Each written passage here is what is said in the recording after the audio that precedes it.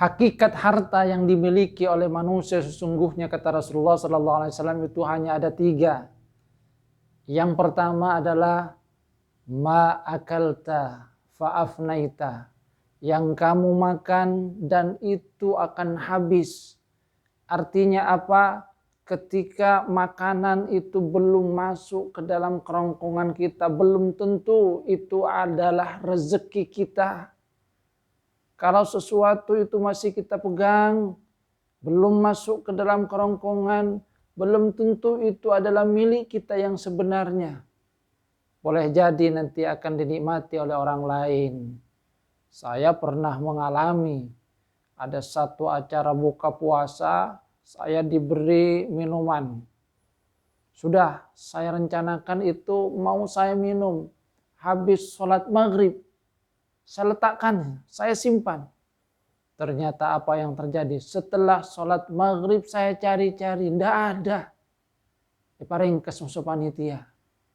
Ini bukti bahwa kalau belum masuk ke kerongkongan kita, belum tentu itu adalah rezeki kita, belum tentu milik kita. Walaupun tadi sudah saya pegang dan saya yakin bahwa itu akan saya minum. Ini yang pertama. Kemudian yang kedua kata Rasulullah sallallahu alaihi wasallam adalah malabista fa'ablaita. Apa yang kita pakai dan nanti itu semakin lama akan semakin lusuh. Sesuatu yang kita miliki tapi tidak pernah kita pakai atau mungkin jarang kita pakai, pada hakikatnya itu bukan milik kita.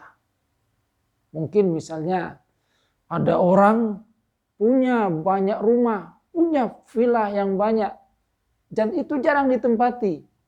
Yang menempatinya mungkin adalah pembantunya. Secara hakikat sebagaimana yang dikatakan oleh Rasulullah SAW, rumah itu, villa itu adalah milik pembantunya. Karena dialah yang merasakan enaknya villa itu setiap hari. Dia yang merasakan enaknya tidur di rumah itu setiap hari. Dan itu dibayar lagi.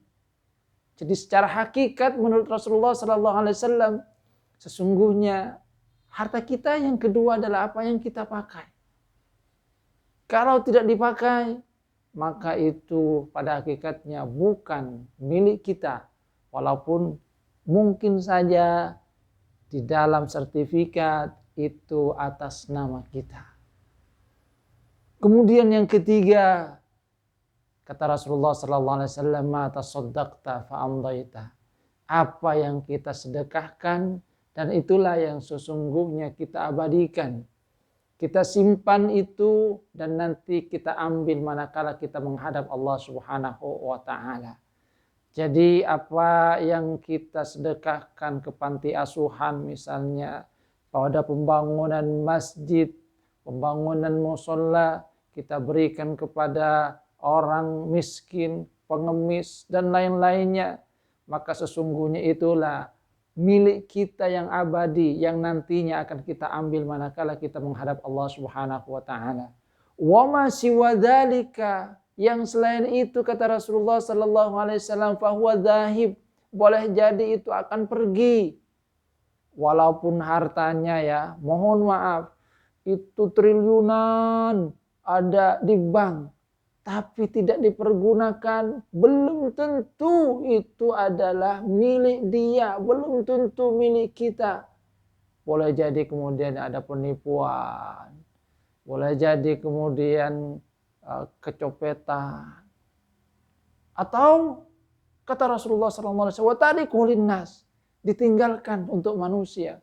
Ketika sudah meninggal dunia, kemudian harta itu kita tinggalkan, yang menikmatinya adalah anak cucu, sementara yang mempertanggungjawabkan adalah kita. Karena itulah sebelum kemudian terlambat, mari kita gunakan harta yang telah dikaruniakan oleh Allah Subhanahu wa taala itu dengan sebaik-baiknya, yaitu dengan mempergunakan di dalam kebaikan, dalam rangka membuat diri kita itu semakin dekat kepada Allah Subhanahu wa taala, dalam rangka memberikan banyak manfaat kepada sesama manusia. Assalamualaikum warahmatullahi wabarakatuh.